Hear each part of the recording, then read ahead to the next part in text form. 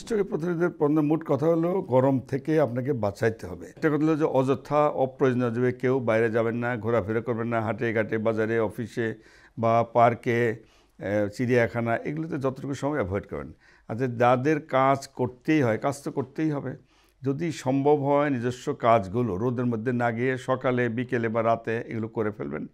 তবে যারা শ্রমজীবী মানুষ, পেটের দায় বলেন, যে কোনো রিক্সাওয়ালা বলেন বা অন্য যারা কৃষক বা খেতে খামারে যাদের কাজ করতে হয়, বাইরে যেতেই হয়, তাদের জন্য প্রথম পরামর্শ হলো বাইরে যেতেই হবে, আপনারা যাবেন একটা ছাতা নিয়ে যাবেন বা অন্তত মাথায় একটা বড় ক্যাপ নিয়ে যাবেন যেন হিট থেকে আপনাকে বাঁচাতে পারেন।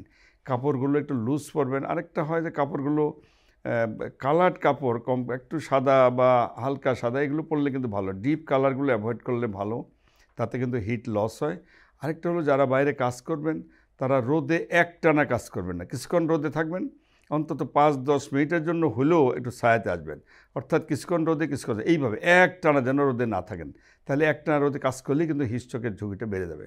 আরেকটা পয়েন্ট হলো যে যেহেতু গরমে পানির শূন্যতা দেখা দেয়, ডিহাইড্রেশন বলে, ঘাম দেয়, শরীরের পানি বেড়ে যায়, পানির সঙ্গে লবণ বেড়ে যায়, তাতে ব্লাড প্রেশার কমে যায়, পালস কমে যায়, প্রস্রাব কমে যায়, মাথা ঘোরা, ভুবু করা, অজ্ঞান, দুর্বল এসব হতে পারে।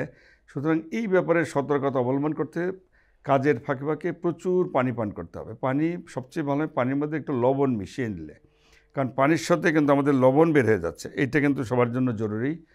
অর্থাৎ লবণ মিশ্রিত পানি, সেটা ডাবও খেতে পারেন, ওর স্যালাইন খেতে পারেন, ফলমূলের রস খেতে পারেন, বা যে কোনো কিছু পানীয় খেলেই চলবে, কোনো অসুবিধা নেই, কিন্তু একটু পর পর প্রচুর পানি কিন্তু পান করতে হবে, এইটা কিন্তু আমাদের জন্য সবচেয়ে জরুরি।